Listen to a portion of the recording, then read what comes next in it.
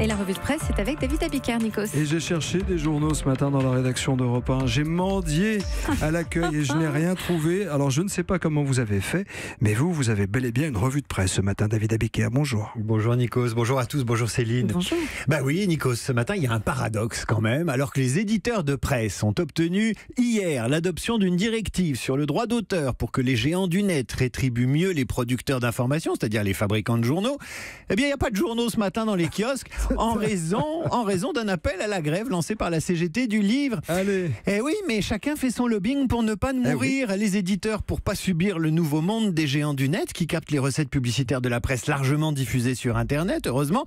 Et la CGT qui, elle, se bat pour protéger l'ancien monde, ses emplois, sa diffusion. Ceci dit, malgré la grève, en ce jeudi 13 septembre, il y a des titres, il y a des unes qu'on vous raconte à la radio.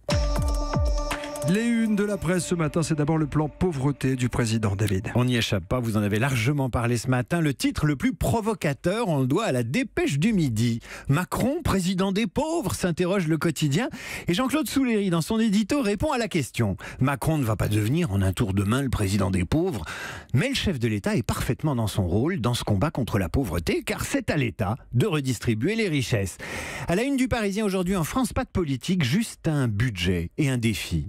Vivre avec 1 000 euros par mois. Et Marie Mercier qui vit à Compiègne avec 850 euros de retraite et 50 euros d'aide au logement, c'est ce que ça veut dire que de vivre avec 1 000 euros par mois et même moins 900 euros. C'est moins que le prix exorbitant du nouvel iPhone lancé hier par Apple et qui coûte lui un pognon de dingue. Le budget de Marie Mercier, c'est d'abord 500 euros de loyer. Donc il reste 400 euros à Marie Mercier pour tenir jusqu'à la fin du mois avec le soutien des petits frères des pauvres.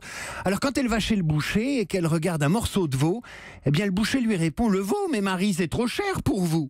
Alors on va laisser Marie Mercier et son boucher pour analyser avec un peu de recul ce que les Échos appellent ce matin le virage social du président, ce plan anti-pauvreté à 8 milliards d'euros.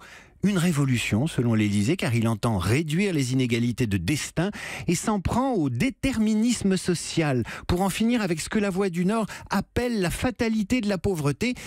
Et qu'on ne parle pas de coup de barre à gauche, chez le président, on indique que ce plan est en préparation depuis des mois. Donc c'est pas un virage, on continue ce qu'on avait lancé. À la une de la presse aussi, David, l'Europe et une défaite politique, point d'interrogation pour le Premier ministre hongrois, Viktor Orban. La résolution du Parlement européen votée hier, mais Viktor Orban, effectivement, Premier ministre hongrois, au banc de l'Europe. Mais pour le Figaro, c'est une victoire à double tranchant.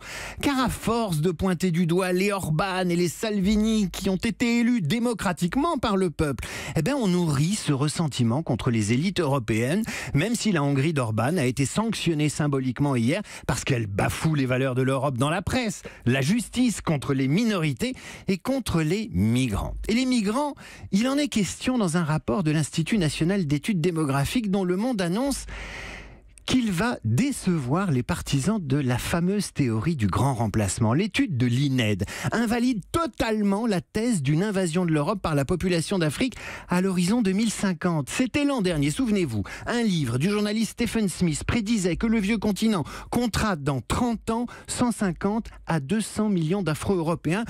Eh bien c'est faux, explique François Héran, titulaire de la chaire Migration et Société au Collège de France. Aujourd'hui, l'Europe compte 1% de migrants subsahariens. Ils représenteront en 2050 4 à 5% de la population des pays du Nord maximum. Et de rappeler que plus un pays est pauvre, moins ses habitants ont de chances de migrer loin. La bataille des chiffres sur ces questions-là ne fait que commencer, Nicolas. Il revient à ma mémoire des souvenirs